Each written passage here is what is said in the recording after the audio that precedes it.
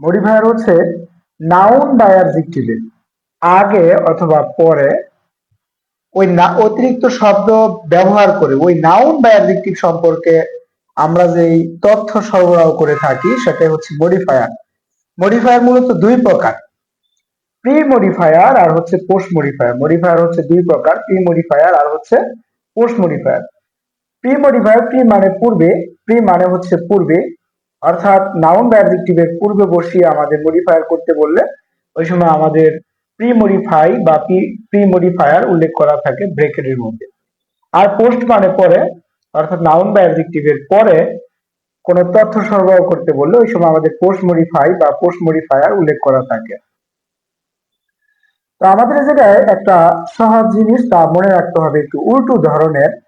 যদি আমরা দেখি যে প্রি মডিফাই দ্য নাউন বা প্রি মডিফাই দ্য অ্যাডজেক্টিভ এরকম বলে, তাহলে প্রি মানে পূর্বে, অথচ আমাদের অর্থ মিলানোর জন্য, উত্তরটাকে সঠিকভাবে লেখার জন্য আমাদের শূন্যস্থানের প্রি মানে পূর্বে অথচ ফলো করতে হবে পরে, শূন্যস্থানের পরে ওয়ার্ডটাকে ফলো করতে হবে। আর যদি পোস্ট মডিফাই বলে তাহলে পোস্ট মানে পরে অথচ খেয়াল করতে হবে আমাদের আগে, শূন্যস্থানে আগে ফলো করে অর্থ অনুসারে আমাদের সেন্টেন্সের মিনিং অনুসারে আর কি মডিফায়ারের শূন্যস্থান অর্থাৎ মডিফায়ারের উত্তর আমাদের লিখতে হবে। সো আমরা এই প্রি মডিফাই আসুক বা পোস্ট মডিফাই আসুক, যে মডিফাই আসুক, আমাদের এগুলোর বেশ কিছু রুলস আছে। রুলস গুলোর ভিতরে আমি আপনাদের মাত্র 9টি রুল দিব। এই 9টি রুলের উপর রিলাই করে আপনারা যদি স্টাডি করেন এবং এগুলো যদি বুঝতে পারেন, আশা করা যায় আপনারা এই মডিফায়ারের উপরে 5 মার্ক থেকে 5ই পাবেন, অর্থাৎ 10টা শূন্যস্থান থেকে আপনাদের 10টা শূন্যস্থানেই আপনাদের কারেক্ট হবে এবং আপনারা 10টা শূন্যস্থানের উত্তর দিতে সক্ষম হবেন। মডিফায়ারের রুল 1 এ আছে অ্যাপোজিটিভ। অ্যাপোজিটিভ হচ্ছে একের অধিক ওয়ার্ড নিয়ে গঠিত একটা নাউন ফ্রেজ, অর্থাৎ একের অধিক ওয়ার্ড নিয়ে গঠিত একটা নাউন ফ্রেজ ফ্রেজ আর কি। অর্থাৎ যখন আপনাদের ব্রেকেটে অ্যাপোজিটিভ ইউজ করতে বলবে ওই সময় আপনাদের মনে রাখতে হবে যে এই জায়গায় আমরা একটা ওয়ার্ড ইউজ করতে পারবো না, এই জায়গায় ওয়ার্ড ইউজ করতে হবে একটার অধিক, অর্থাৎ দুইটা বা তিনটা বা ততোধিক ওয়ার্ড ইউজ করতে হবে। অ্যাপোজিটিভ হইতেছে একের অধিক ওয়ার্ড নিয়ে গঠিত নাউন ফ্রেজ, যে ফ্রেজগুলোর প্রথমে আপনারা কোনো ডিটারমিনার নরমালি পেতে পারেন। তো উদাহরণস্বরূপ আমি এই জায়গায় নেমলি উদাহরণস্বরূপ কিছু ওয়ার্ড বা ফ্রেজ এই জায়গায় অপোজিটিভ হিসাবে ইউজ করছি। যদি আমরা কোনো ব্যক্তির নাম পাই, যেমন আব্দুর রহমান একজন ব্যক্তির নাম মনে করেন দেওয়া আছে, তো এই ক্ষেত্রে আমাদের আমরা পুরো টপিকটা পড়ার পর বুঝলাম ওনার একজন শিক্ষক, সব ব্যক্তি, এরকম অনেক কিছু লেখা আছে। একজন শিক্ষক সম্পর্কে অ্যাপোজিটিভ করতে বলে আপনারা লিখতে পারবেন এ গুড টিচার, আবার কেউ কেউ লিখতে পারবেন অনেস্ট ম্যান, হতে পারে স্কুল টিচার, অনেক কিছু হতে পারে। যদি দেখা যেতেছে যে কোন একটা ব্যক্তি সম্পর্কে আসছে আর সে একজন ইংরেজ, তাহলে ইংলিশ ম্যান এরকম হতে পারে। আবার বাঙালি হলে বেঙ্গলি ম্যান হতে পারে। একইভাবে কোন একটা মেয়ে সম্পর্কে দেওয়া আছে তাহলে বিউটিফুল গার্ল হতে পারে। কোন কবি সম্পর্কে দেওয়া আছে তাহলে গ্রেট পয়েট হতে পারে। আমি এদিকে জাস্ট একটা দুইটা করে উদাহরণ ইউজ করছি, আপনি এরকম অনেক অনেক বানাতে পারেন।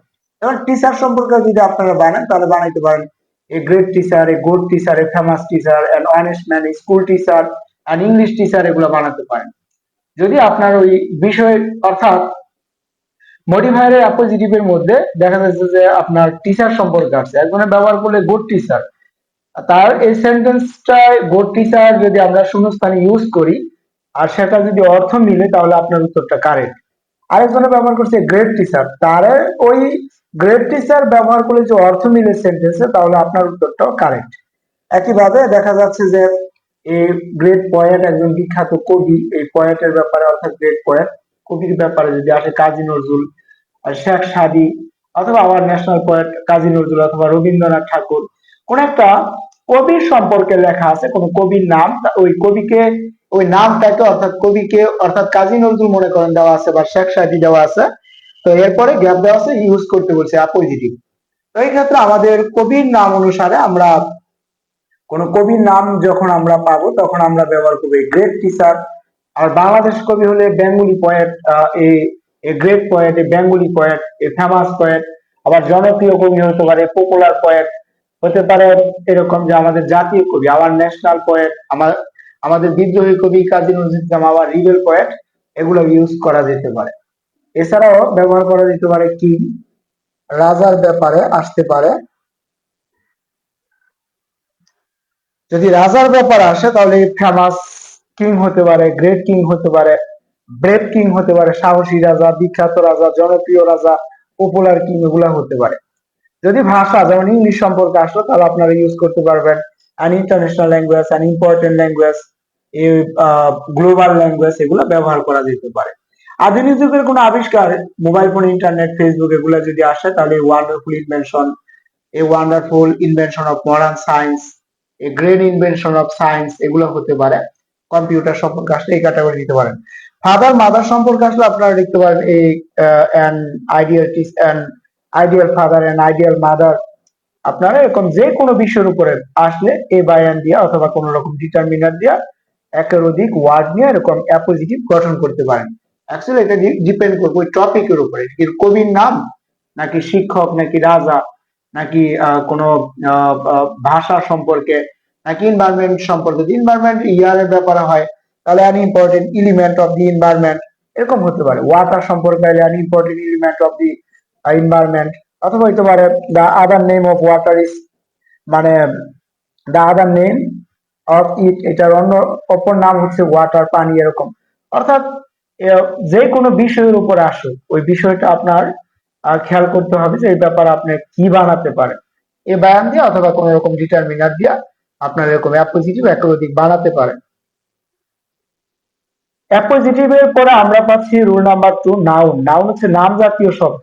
যে কোনো নাম জাতীয় ওয়ার্ড হচ্ছে নাউন, যেমন ট্রেন, ইয়ার, ওয়াটার, ট্রিজ, ইম্পর্টেন্স। ইম্পর্টেন্সটা লাস্টের কোনো সি আছে, এটা একটা নাউন। ইংলিশ, বাংলা এরকম কোন ব্যক্তির নাম শুধু নাউন এমনটা না, এনি টাইপ অফ নেম, যেই কোনো কিছুর নাম আমরা ওই জায়গায় ইউজ করতে পারি অর্থ অনুসারে, সেটা হচ্ছে নাউন। নাম্বার 3 হচ্ছে অ্যাডজেক্টিভ, দোষগুণ জাতীয় শব্দ। দোষগুণ জাতীয় শব্দগুলোকে নরমালি অ্যাডজেক্টিভ বলা হয়, যেমন গ্রেট, লার্জ, প্রপার, সঠিক, আবার দেখা যাচ্ছে বিউটিফুল, ভাস্ট, বিশাল, গুড, ব্যাড এরকম বিভিন্ন ধরনের অ্যাডজেক্টিভ হতে পারে দোষগুণ জাতীয় শব্দগুলো। অ্যাডভার্ব হচ্ছে ট্রু, ভেরি, অলওয়েজ, আর never, sometimes, here, here, now, then, other, another, মানে অফেন এরকম যে কোনো ওয়ার্ড যেগুলো আমরা অ্যাডভার্ব অর্থে পেয়ে থাকি আর কি, এই ওয়ার্ড গুলো অ্যাডভার্ব অর্থে কাজ করে, অর্থ অনুসারে জায়গা থেকে যে কোনো ওয়ার্ড বসতে পারে।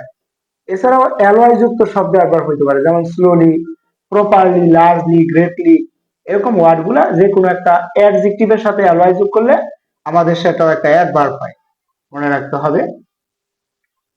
তারপর হইতেছে আমাদের পরের যে রুলটা, অ্যাডভার্বের পর আমরা পাচ্ছি number 5 present participle. Present participle মানে পার্টিসিপল যেটা বার প্লাস আইএনজি আর কি। প্রেজেন্ট পার্টিসিপল বা পার্টিসিপল বললে ওই সময় আমাদের মনে রাখতে হবে যে শূন্যস্থানে একটা বার বসবে এবং সাথে কি হবে, আইএনজি যোগ হবে। যেমন Singh, flying, taking, coming, inviting এরকম ভাবে লুকিং, হেল্পিং যে কোনো ভার্বের প্রেজেন্ট ফর্মের সাথে আইএনজি যোগ করলে সেটা হচ্ছে প্রেজেন্ট পার্টিসিপল। তারপর ইনফিনিটিভ, নাম্বার 6 রুল হচ্ছে ইনফিনিটিভ। ইনফিনিটিভ মানে টু প্লাস ভার্ব এর প্রেজেন্ট ফর্ম, অর্থাৎ ইনফিনিটিভ আসলে আমাদের মনে রাখতে যে টু দিতে হবে এবং টু এর পর ভার্বের প্রেজেন্ট ফর্ম বসবে।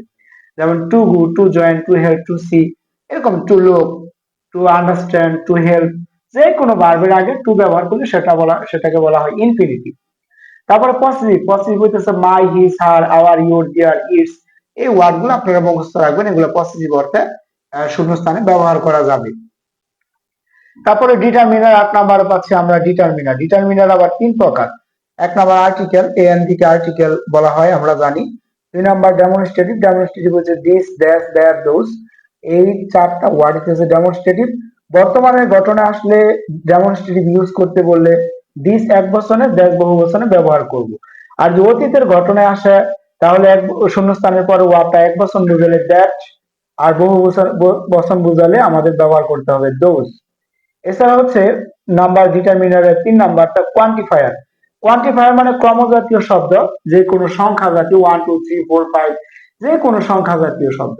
এছাড়াও any, many, some, several, few, little, more, must, no, never, neither, every, is, other, another, single এরকম যে কোনো ওয়ার্ড যেগুলো দিয়ে পরিমাণ করা বোঝায়, এরকম যে কোনো ওয়ার্ড হচ্ছে কোয়ান্টিফায়ারের অন্তর্ভুক্ত।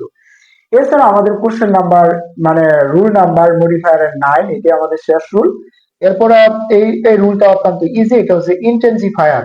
ইন্টেন্সিফায়ার বলতে মূলত একবারকেই বোঝানো হয়, তবে আমরা এই জায়গায় ভেরিটা আমি এই জায়গায় ইউজ করছি, কারণ ইন্টেন্সিফায়ারের প্রায় 99টা গ্যাপের মধ্যেই আপনাদের ভেরিটা ইউজ করা হয়। ইন্টেন্সিফায়ার বললেই আপনারা ভেরিটা ইউজ করবেন। তো এই মোট 9টা রুল আমি আপনাদের সামনে উপস্থাপন করলাম। এগুলো আপনার ইচ্ছা করলে নোট করে আপনাদের খাতায় যদি পড়েন, তাহলে আশা করা যায় ভালো একটা রেজাল্ট, ভালো একটা পারফরমেন্স আপনারা এই মডিফায়ারের ক্ষেত্রে করতে পারবেন। বই পুস্তকে যদি আপনারা ফলো করেন, এগুলোর অনেক অনেক রুল আছে, এত রুল আপনারা মনে রাখতে পারবেন না। শুধু শুধু কষ্ট করে এত রুল পড়ার দরকার নেই। 1 থেকে 9, এই 9টা রুল আমি আপনাদের দিলাম।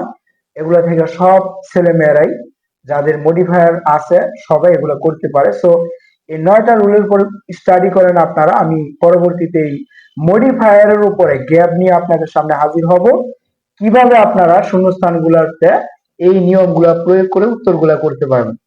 তো আপনারা আমার এই চ্যানেলটাকে সাবস্ক্রাইব করে এটাকে ফলো দিয়ে রাখেন। অবশ্যই পরবর্তীতে ভিডিওতে আপনারা মডিফায়ারের উপরে এক্সারসাইজ বুঝতে পারবেন। Thank you.